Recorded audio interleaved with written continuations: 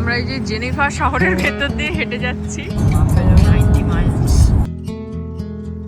Hello friends, তোমরা যারা আমার আগের ব্লগ দেখেছো তারা সবাই জানো যে আমরা সিরাক্রুজে এসেছি। আজকে আমরা সিরাক্রুজ থেকে এই বাফেলো যাব। আবার আমরা একটা রোড ট্রিপে বেরিয়েছি।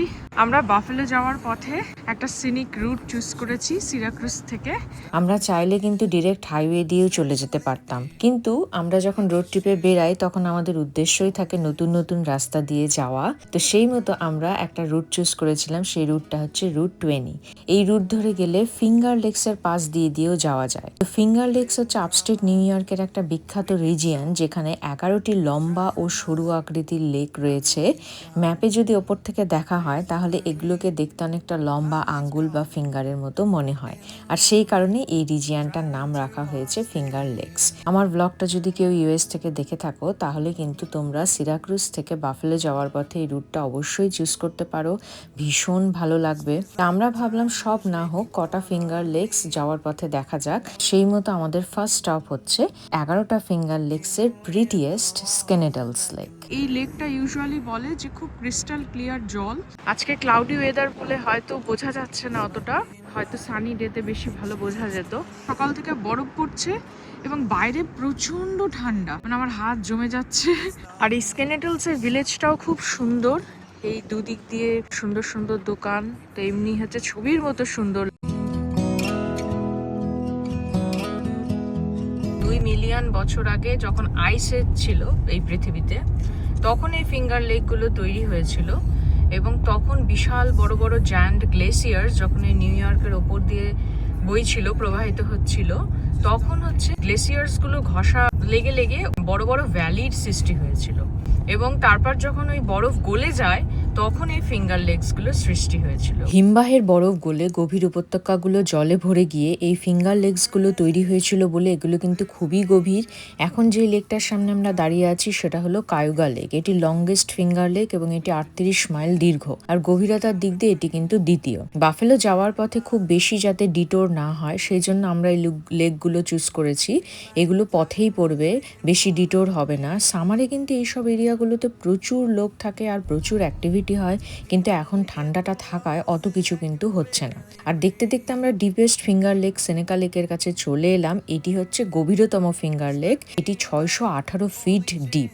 এই সেনেকা লেক কিন্তু ফিঙ্গার লেকসের হার্ট। আর আমরা এখন যেখানে দাঁড়িয়ে আছি সেটা হচ্ছে লেকের মুখটা। এই যে ম্যাপে দেখলেই বুঝতে পারবে আমাদের গাড়িটা কোথায় দাঁড়িয়ে আছে।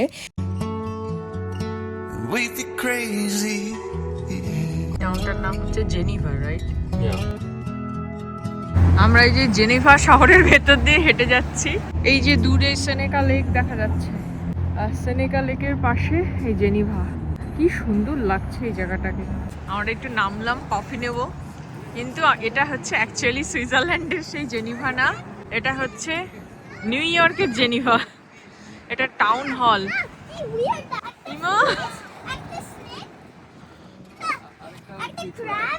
কি অদ্ভুত।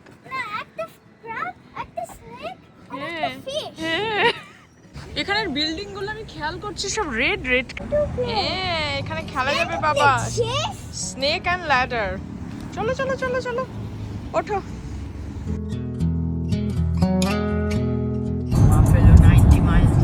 জেনিভা থেকে বাফেলো দূরত্ব কিন্তু প্রায় 175 কিলোমিটারের মতো এবং যেতে প্রায় লাগে 2 ঘন্টা মতো। তো আমরা এখন বাফেলোর দিকেই যাচ্ছি। আর আমরা জেনিভা পর্যন্ত যে সিনিক রুট 20টা নিয়েছিলাম সেটা কিন্তু আমরা ছেড়ে দিয়েছি, দিয়ে আমরা ইন্টারস্টেট 90 বা I-90 এই হাইওয়েটা নিয়েছি।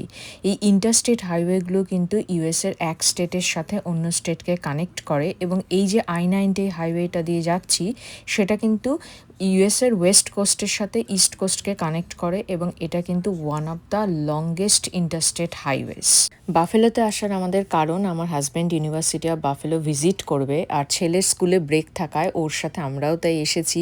ওরও কাজ হবে আর আমাদেরও একটু ঘোরা হবে। তা আমরা কিন্তু ক্যাম্পাসের কাছেই একটা হোটেল বুক করেছি। এই যে দেখতে দেখতে আমরা হোটেলের কাছে চলেও এলাম। আমরা বাফেলোর হোটেলটায় ঢুকলাম। আমাদের হোটেলটা এরকম, ওই দিক দিয়ে ঢুকলাম, আর এইদিকে একটা কিচেন আছে, এখানে আমরা থাকবো 3 দিন। টিভি, আর এইদিকে ঘর। এই যে এখানে 2টো বেড আছে। এদিকে কি বাবা? এটা ক্লোজেট, মিরার আছে, নাইস। আমাদের ঘর 5 তলায়, এখান থেকে ভিউটা কিন্তু খুব সুন্দর।